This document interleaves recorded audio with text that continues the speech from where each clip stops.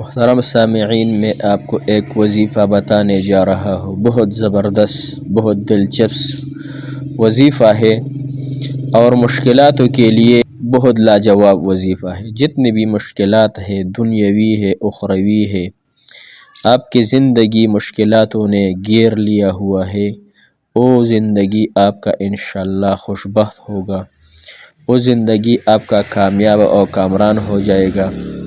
آپ کے جتنے مشکلات ہے، مقاصد ہے، قرض ہے، یعنی شادی ہے، نکاح ہے، محبت ہے، کیا کیا مسئلے ہیں ہمارے زندگی میں آج، وہ سارے مسئلوں کا واحد حل حسبنا اللہ و نعم الوکیل۔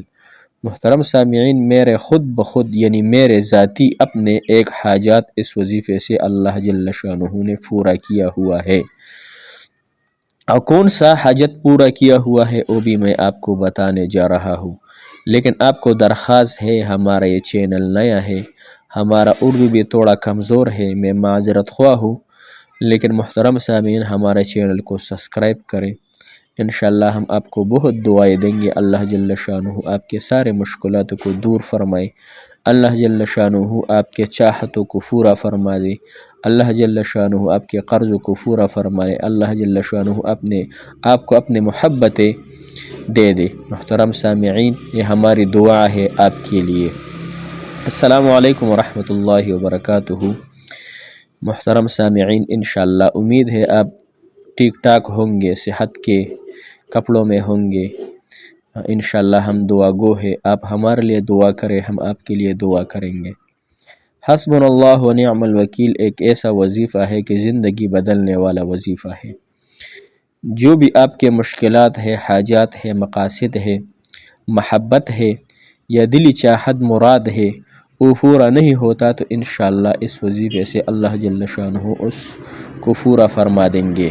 وظیفہ بہت آسان بھی ہے، لاجواب بھی ہے، اللہ جل شانہ نے ذکر کیا ہوا ہے، اور بہت مشکلاتوں کے لیے کارآمد انشاءاللہ ثابت ہوگا۔ میں نے جو آپ کو بولا کہ اللہ جل شانہ نے اس وظیفے کی برکت سے میرا ایک بڑی حاجات کو پورا کیا ہوا ہے۔ وہ کیا حاجت ہے محترم سامعین جو میرا پورا ہوا ہے اس وظیفے سے؟ وہ حاجت یہ تھا کہ ایک بزرگ تھا اور میں تبلیغ میں تھا۔ تبلیغ بعض لوگ نہیں مانتے، لیکن ہمارے انبیاء علیہ السلام کا راستہ ہے تبلیغ، دعوت تبلیغ، اور دعوت تبلیغ ایک ایسا راستہ ہے محترم سامعین کہ 1,24,000 انبیاء علیہ السلام نے اس کام کو کیا ہے اپنے زندگی میں، اور اللہ تعالیٰ نے کئی آیت قرآن مجید میں اللہ جل شانہ نے ارشاد فرمائے ہیں۔ پہلا آیات جو ہے اللہ جل شانہ فرماتے کنتم خیر امت اخرجت للناس تأمرون بالمعروف وتنہون عن المنکر وتؤمنون باللہ۔ اللہ تعالیٰ فرماتے ہیں کہ آپ بہترین امت ہو، آپ لوگوں کے یعنی لوگوں کے آسانی کے لیے نکالے گئے ہو۔ ٹھیک ہے نا، میرا اردو تھوڑا کمزور ہے، اس وجہ سے نفر آسانی کے لیے بھیجے گئے ہو۔ آپ لوگ اچھے کام کریں گے، دوسروں کو بھی اچھے کام کی دعوت دیں گے، خود بھی برے کام سے روکیں گے اور دوسروں کو بھی برے کاموں سے روکاؤں گے، اور تم کامیاب ہوں گے انشاءاللہ۔ تو محترم سامعین، وظیفہ یعنی میں نے جو آپ کو بولا تو میرا یہ حاجات میرا یہ تھا کہ میرا بہت شوق تھا علم سے، یعنی میں یہ چاہ رہا تھا کہ میرا اللہ جل شانہ مجھے عالم بنا دے، بہت چاہت تھا، بہت دلی مراد تھا، جیسے آپ کی ابھی چاہت ہے کسی کا شادی کا ہے، کسی بیاہ کا ہے، کسی کا قرض کا چاہت ہے کہ قرض پورے ہو جائے، کسی کا گھر کا پرابلم ہے، اس طرح میرے دل میں یہ چاہت تھا کہ میں عالم بن جاؤں۔ تو اس وظیفے کے برکت سے میں نے اس وظیفے کو شروع کیا۔ ہر نماز کے بعد 5 مرتبہ، ہر نماز کے بعد 5 مرتبہ انشاءاللہ آپ اس وظیفے کو کریں گے، صرف 5 مرتبہ۔ حسبنا اللہ و نعم الوکیل، نعم المولا و نعم النصیر۔ حسبنا اللہ و نعم الوکیل، نعم المولا و نعم النصیر، یعنی 5 نمازیں ہیں نا، صبح، ظہر، عصر، مغرب، عشاء۔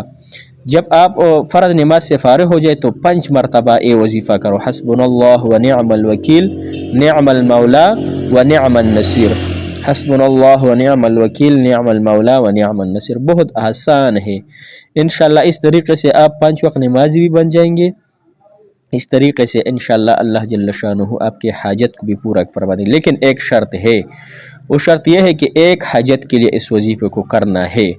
یعنی آپ کا شادی نہیں ہو رہی تو اس وظیفے کو اپنا مقصد بناؤ کہ انشاءاللہ اللہ تعالیٰ سے عرض کرو یا اللہ میں اس وظیفے کو شروع کرتا ہوں صرف اس کے لیے کہ میرا شادی نہیں ہو رہی، یا میرا قرض ہے، یا میرا کوئی دوسرا پرابلم ہے، جو بھی پرابلم ہے، ایک مقصد کے لیے انشاءاللہ اس دعا کو اہتمام کے ساتھ ہر فرض نماز کے بعد 5 مرتبہ آپ کو کرنا ہے.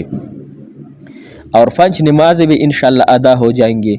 اور اللہ جل شانہ نے نماز پہلے فرض کیا ہوا ہے، سب سے پہلے اللہ نے نماز کو فرض کیا ہوا ہے. اور آخرت میں بھی سب سے پہلے قیامت کے دن اللہ جل شانہ نماز کا حساب کتاب یعنی ہم دیں گے اللہ تعالیٰ کو. تو محترم سامعین، یہ زندگی گزرنے والی ہے. ہماری زندگی کا مثال برف جیسی ہے. اگر برف پانی میں ڈالا تو برف کا فائدہ یہ ہوا کہ پانی ٹھنڈا ہوا، ٹھیک ہے نا. اگر ہم نے ایسا برف زمین پر رکھا، چارپائی میں رکھا یا ویسا کوئی جگہ پر رکھا تو وہ برف جو پگھل جائے گا یعنی ختم ہو جائے گا، وہ پانی ہو جائے گا. اس طرح ہمارا زندگی بھی ہے. اگر ہم نیک کام کریں گے تو بھی ہمارے لیے فائدہ ہے، اگر برا کام کریں گے تو اللہ تعالیٰ ہم سے حساب کتاب لیں گے. میں نے آپ کو زندگی دیا تھا، صحت دیا تھا، عافیت دیا تھا، آپ کو آنکھیں دیے تھے، ہاتھ دیے تھے، یہ کس کے لیے دیے تھے؟ ہم سوچیں گے نا یہ سارے زمین اور آسمان، یہ سارے نظام اللہ جل شانہ نے ہمارے لیے پیدا فرمائے ہیں نا، کسی دوسری وجہ تو نہیں ہے. اللہ تعالیٰ فرماتے ہیں کہ میں نے انسان اور جن کو اپنے عبادت کے لیے پیدا فرمائے ہیں. جو انسان نیک ہوا اس کے سارے خواہشات یعنی اس کے سارے حاجات اللہ تعالیٰ پورا فرما دیں گے. جو اپنی زندگی اپنے خواہشاتوں پر گزاریں گے تو وہ انسان ناکام ہوگا. تو اس لیے انشاءاللہ ہم کو بھی دعائیں کریں، ہم آپ کو دعائیں کریں گے. جزاک اللہ خیرہ، احسن الجزا فی الدنیا والآخرہ.